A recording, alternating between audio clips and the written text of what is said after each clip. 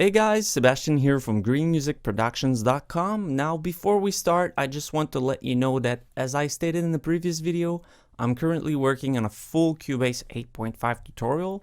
It will probably come out on Udemy.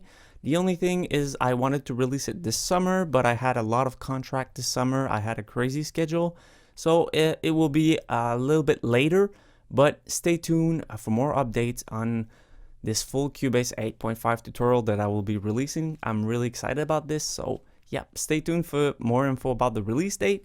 So today's video is about a feature that is often overlooked in Cubase.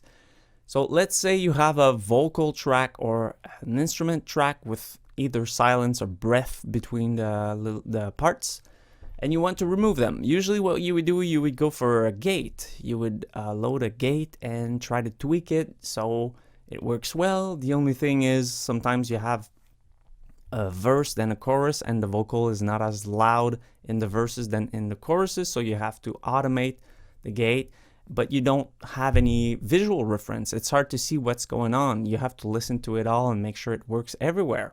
So that's a bit annoying, but there's a feature in Cubase. This is a vocal track right here, and as you can see, there's some breath parts in between the different parts. So if you select a clip or multiple clips, you go under Audio, Advanced. There's a feature called Detect Silence.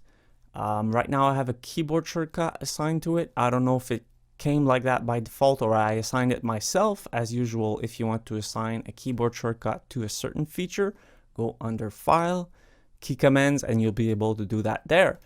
So let's go back to the Detect Silence feature. If I open it, as you can see, what's amazing is that you have a visual reference of what's going on. So there's a lot of options here. It seems confusing at first, but it's not really.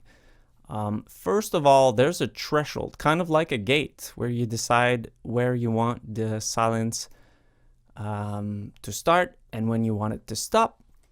So it's pretty straightforward, honestly. You can drag inside the box, drag up or down to zoom in or zoom out. You can also use this little slider right here and navigate with this bar. So as you can see, the settings are pretty good already.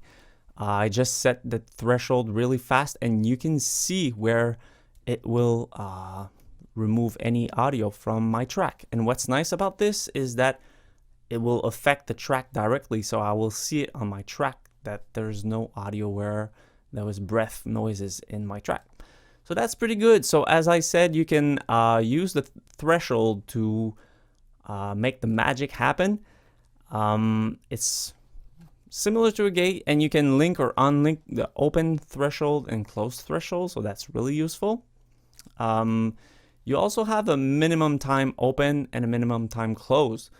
So if you don't understand what that means is if it opens with the threshold, you can say I want it to stay open for at least that amount of time.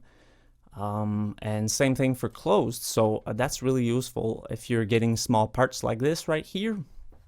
And another cool thing is you have a pre-roll and post-roll.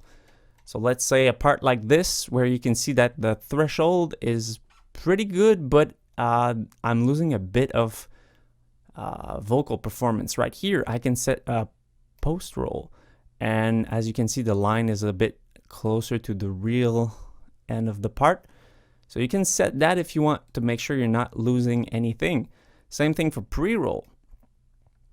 So as you can see, there's a visual reference, so it's really easy to edit the silence of my audio track. So now I think my threshold might be a bit too high. Like this. It seems pretty good, and you can preview it as usual. There's also a compute and auto. By default, it's set to auto, but if you don't have a fast computer, you can remove it. The visual won't update itself automatically when you move a setting. You have to press compute yourself, but with today's computer, you should have no problem with the auto mode. So once you're done, you can hit process, and it just remove all the silence from my track. Now, if you want, you can select them all and do fade ins and fade outs if you want, just like this, and you're done. So listen to it, but this is a really useful feature. It works on every kind of instruments, obviously, but since you have a visual reference, it's a lot easier to use than a gate. So I hope you enjoyed that video. As always, if you have any comments, suggestions, questions, feel free to ask them in the comments section. As I said, I'm really busy at the moment, but I try to answer them as much as I can, but I might miss a couple since I have a lot of videos and a lot of comments, but I always like to hear from you guys. If you like my videos, please click that like button and subscribe. I'll leave a link to my website in the description if you need any mixing or mastering services. Thank you for watching as usual, guys, and see you in next video. Bye.